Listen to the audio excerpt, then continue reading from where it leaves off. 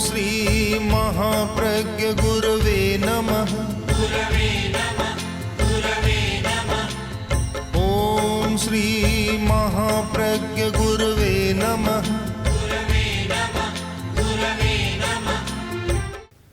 अज्ञानी होना अच्छा नहीं। अज्ञानी किं काही अन्नाणी किं काही किंवा नाही श्रेय पावगम। अज्ञानी आदमी श्रेय और पाप को नहीं जानता, वह क्या करेगा। ज्ञानी होना बहुत जरूरी है, किंतु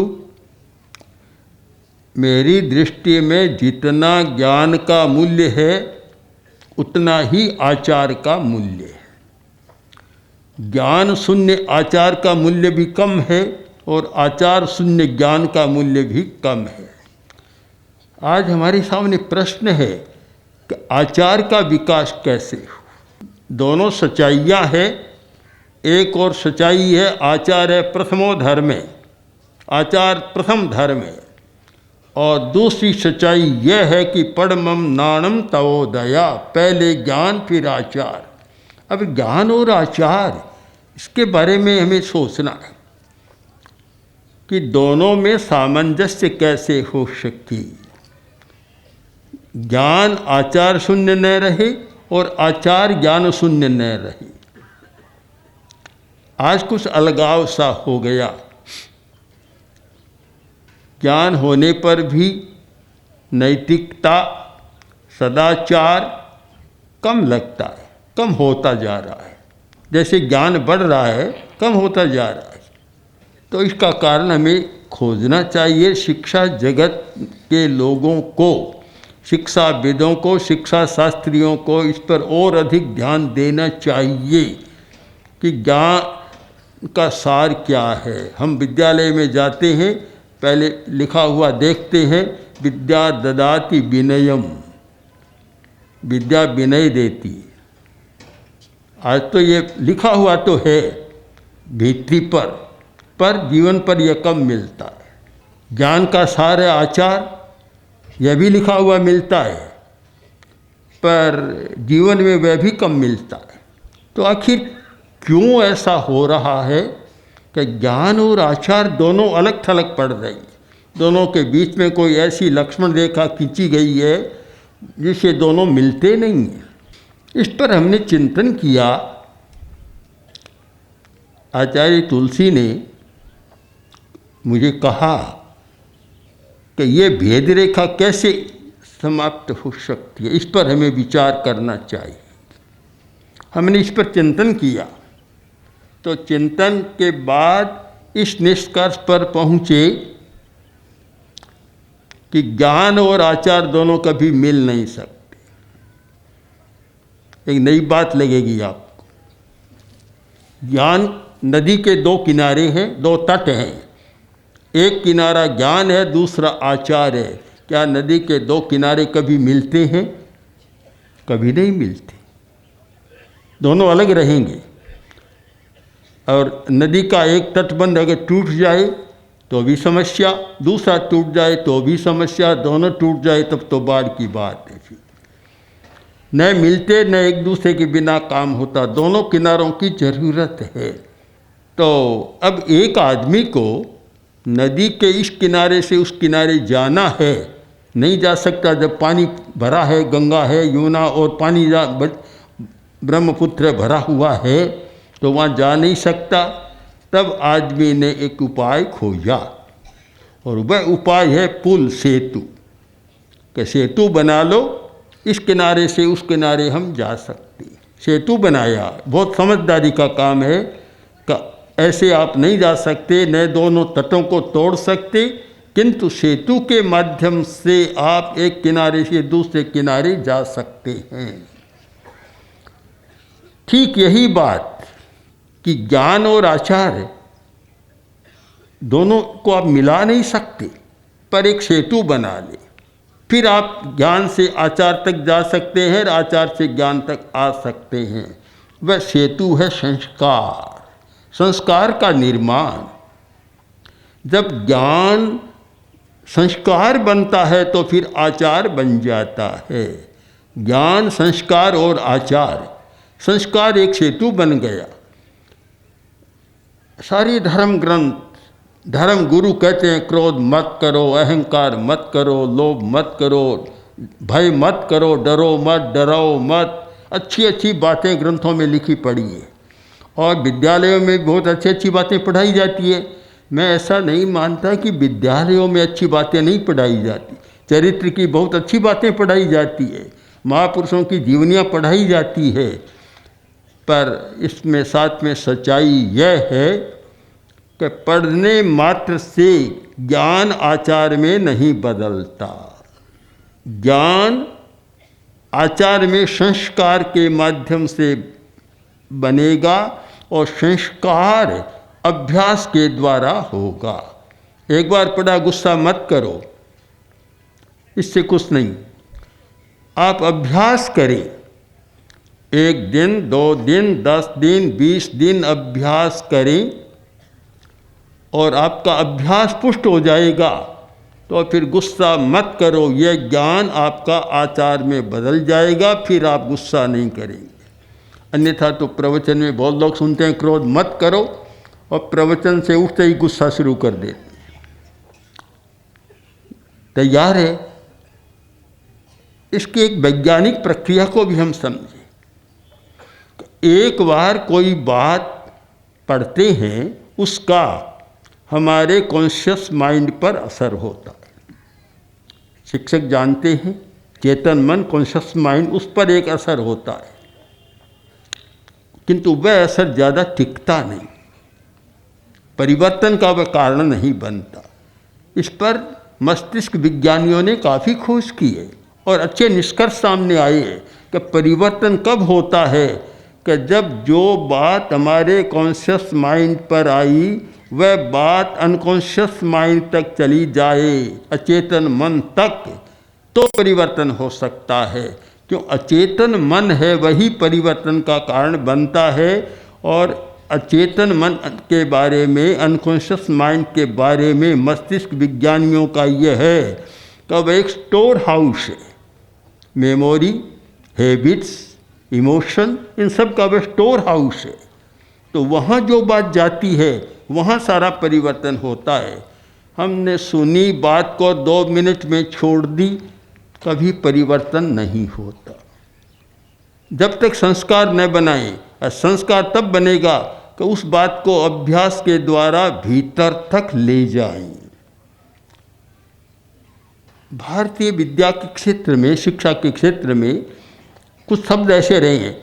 उपनिषद के 3 शब्दों की ओर मैं आपका ध्यान दिलाना चाहता हूँ, श्रवण, मनन और निधिध्यासन। सुनो, मनन करो और निधिध्यासन करो। निधिध्यासन रियलाइज, साक्षात करना, एक प्रकार से अनुभव करना। तो इसको गणित की भाषा में कहूँ तो सुनने का अगर आधा 1 घंटा का समय है तो मनन का 3 घंटा का समय चाहिए और निधिध्यासन के लिए 8 घंटा का समय चाहिए, तब वह विचार संस्कार बनता है।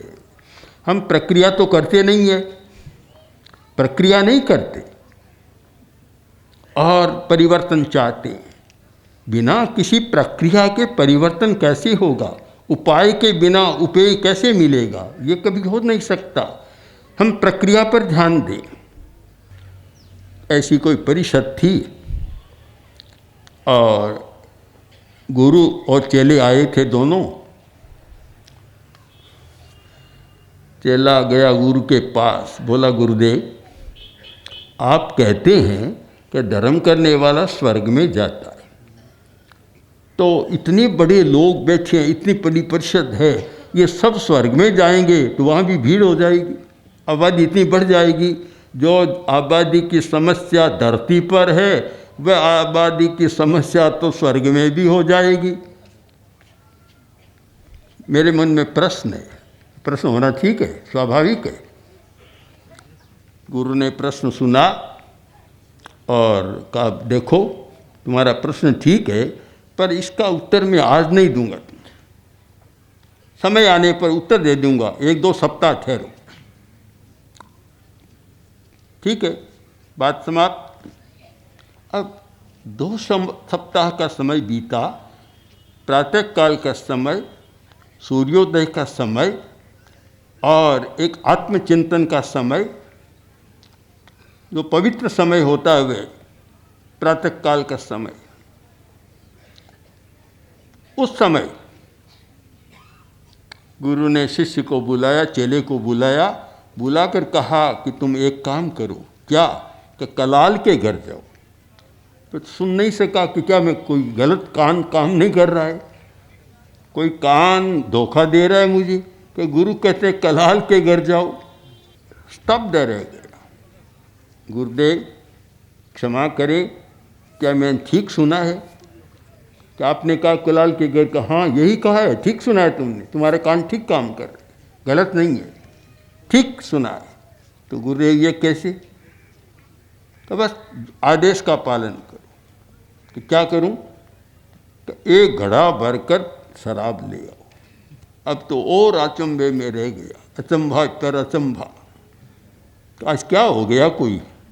कोई दूसरा होता तो सोचता कि इसके मस्तिष्क का कोई स्क्रू ढीला तो नहीं हो गया, पर गुरु के बारे में तो मैं कैसे सोचूं? ये बात बड़ी विचित्र बात है। पर वह अभी स्तब्ध है, समझ नहीं पा रहे क्या हो रहा है। गुरु ने कहा क्या देखता है? जा, मेरा आदेश है कि कलाल के घर जा, एक घड़ा भरकर शराब ले आ। आखिर गुरु का आदेश था, गया और घड़ा भरकर ले आया, रखा। और मन ही मन सोचता है अब अगला आदेश क्या होगा फिर। गुरुदेव तैयार है। तो गुरु ने कहा कि एक छोटा बर्तन ला और पीना शुरू कर। वह समझ नहीं रहा आज क्या हो रहा है। आप भी नहीं सोच सकते कि गुरु ऐसा आदेश दे सकते हैं। एक और तो शराब को छुड़ाने की बात करते हैं और दूसरी ओर से अपने शिष्य को शराब पीने की बात कह रहे हैं। आपके मन में ये संदेह हुआ है कि ये कैसे हो रहा है सर? समझ से परे की बात।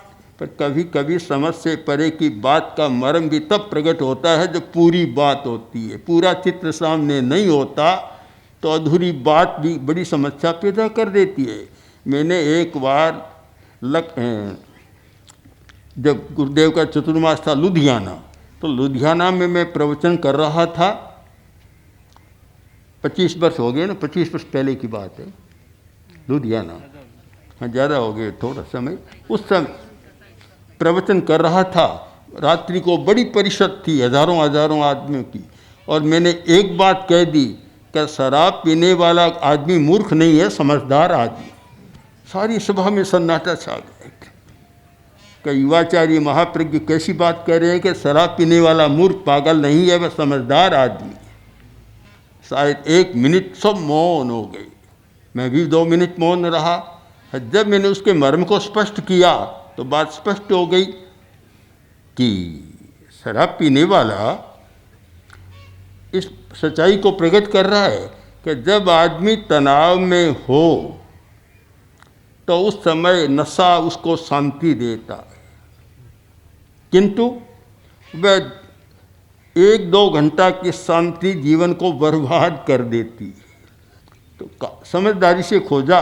अगर पूरा समझदार होता और वह तनाव को मिटाने के लिए शराब की जगह ध्यान का चुनाव करता तो वर्तमान भी ठीक और भविष्य भी ठीक। शराब से वर्तमान में तो थोड़ी शांति सी मिलती है, पर भविष्य अंधकारमय, भविष्य अच्छा नहीं, भविष्य खराब। तब बात स्पष्ट हुई सारी। तो अब गुरु की बात में मर्म भी स्पष्ट नहीं हो रहा अभी। पी, अब हाथ नहीं कांप रहा, उठ नहीं रहा। इधर तो गुरु का आदेश और उधर हाथ काम नहीं कर रहे, सारी स्नायुविक जैसे तनाव हो गया। ऐसा कुछ नहीं हो रहा है, क्या करूं? असमंजस में था। इतने में गुरु ने कहा क्या देखता है, पीना शुरू कर। तो वह एक कोई छोटी प्याली थी, पीना शुरू किया। और गुरु ने कहा सावधान रहना, सावधान, घूंट गले के नीचे न उतरे। बस करो और थूकते चले जाओ, कुल्ला करो, थूकते चले जाओ। सारा घड़ा खाली कर दिया। गुरुदेव अब क्या आदेश? क्या आदेश? कुछ नहीं, तेरे प्रश्न का मैंने उत्तर दे दिया। तो मैं नहीं समझ सका नहीं, मैं नहीं समझ सका आपने क्या उत्तर दिया। गुरु ने कहा कि देखो, तू एक घड़ा शराब पी गया, नशा नहीं आया, क्या कारण? बोला, गुरुदेव नशा तो तब आता कि घूंट गले के नीचे उतरती, मैंने तो कुल्ला कर दिया, थूक दिया, अब नशा कैसे आएगा?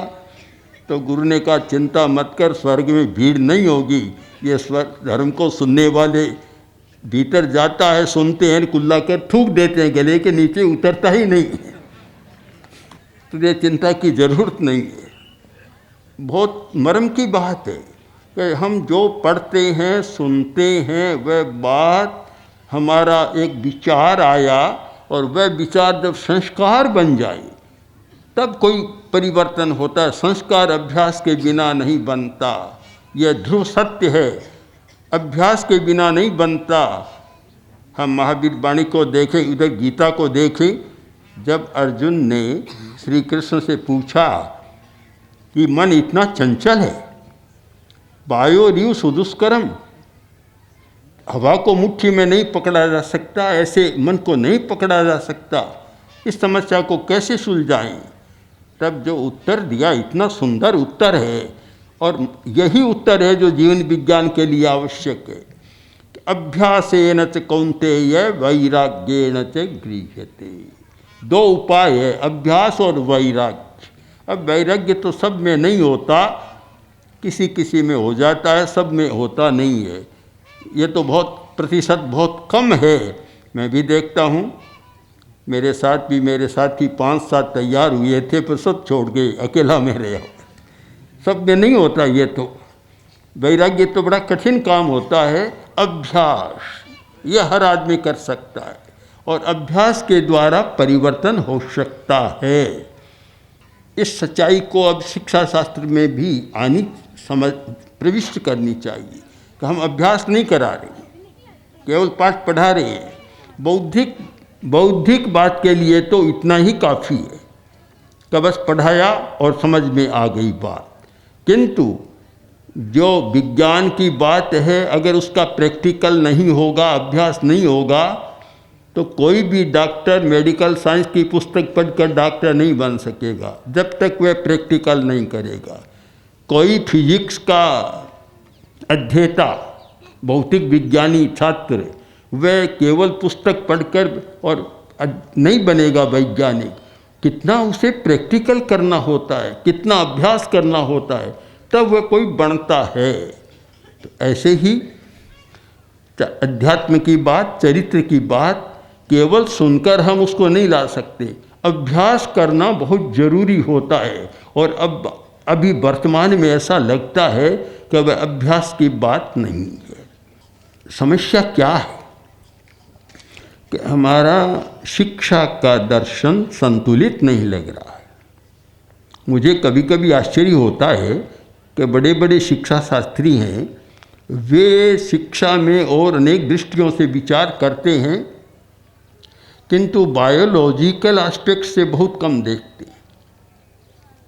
हमारा जो जैविक परिवर्तन है, हमारे जो जैविक रसायन हैं, उनकी दृष्टि से बहुत कम विचार हो रहा है कि वे कैसे हमारे मन को प्रभावित करते हैं, कि कैसे हमारे विचारों को, भावों को प्रभावित करते हैं, उन पर ध्यान कम जाता है। और इसीलिए विज्ञान आचार की दूरी बनी रहती है। मैं तो ये मानता हूँ कि शायद आज बौद्धिक आदमी, पढ़ा लिखा आदमी,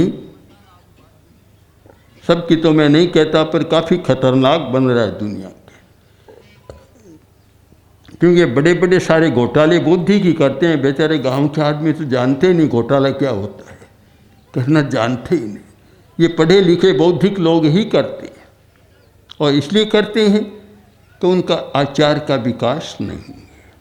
और आचार के विकास को आज की भाषा में, मनोविज्ञान की भाषा में समझाने का प्रयत्न करूं, या जीवन विज्ञान की भाषा में आपको समझाऊं, तो वह है भावात्मक विकास।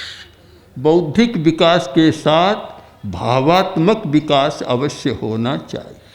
कोरा बौद्धिक विकास खतरनाक होता है।